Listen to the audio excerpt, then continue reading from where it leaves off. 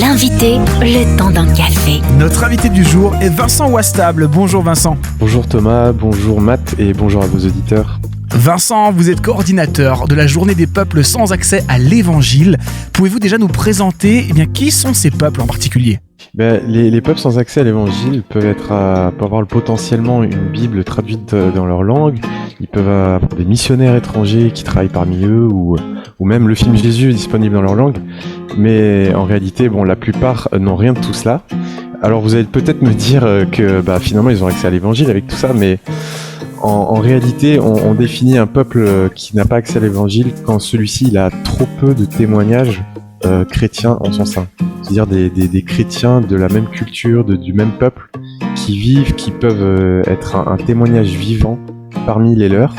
Et donc ça, c'est ce qui définit vraiment un peuple sans accès à l'Évangile, parce que on a besoin d'avoir des gens qui ont des codes culturels similaires aux nôtres, qui ont une langue de cœur qui est la même que la nôtre, pour pouvoir nous identifier et comprendre le message. Et donc voilà, c'est ça qui définit les peuples sans accès à l'Évangile.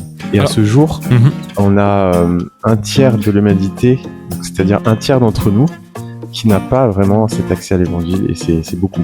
Est-ce que vous pouvez nous donner un ou deux exemples de ces peuples qui n'ont pas accès à l'Évangile ? Je vais vous prendre un peuple et en particulier un individu fictif, mais qui représente bien les choses.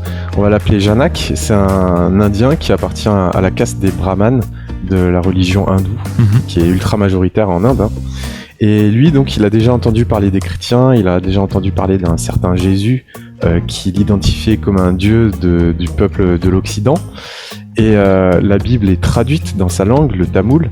Des missionnaires sont même implantés dans sa région.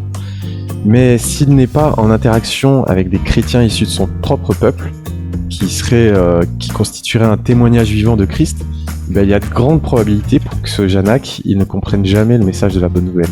Et ça, c'est un exemple parmi des millions d'autres à travers le monde. Et pourquoi est-ce si important selon vous d'avoir accès à l'Évangile aujourd'hui ? L'accès à l'Évangile, en fait, c'est un enjeu qui est bien plus important, par exemple, que l'accès à l'eau potable. Alors ça peut choquer, mais en tant que chrétiens, nous devons avoir la conscience que l'Évangile, c'est l'eau de la vie éternelle. Elle a beaucoup plus de valeur que l'eau que l'on peut boire sur terre.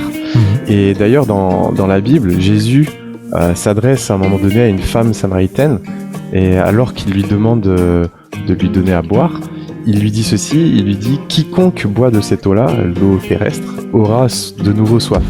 Mais celui qui boira de l'eau que je lui donnerai n'aura plus jamais soif. Au contraire, l'eau que je lui donnerai deviendra en lui une source d'eau jaillissante jusqu'à la vie éternelle. » Donc ceci dit, on n'est pas dans une comparaison entre les deux forcément, mais quand on cherche à rendre accessible l'Évangile, c'est parce qu'on aime notre prochain de l'amour de Dieu.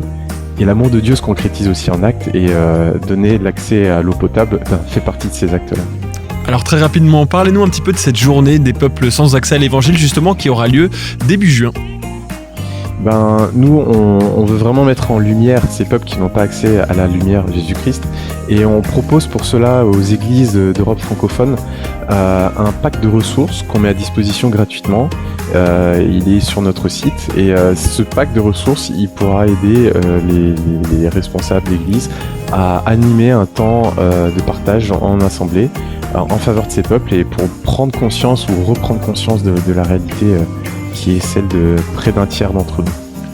Donc le site, je peux le donner, il est assez simple, peuple-sans-accès.com, peuple et accès au pluriel. Merci beaucoup Vincent Ouastable. Merci à vous. Retrouvez ce rendez-vous en replay sur farfm.com.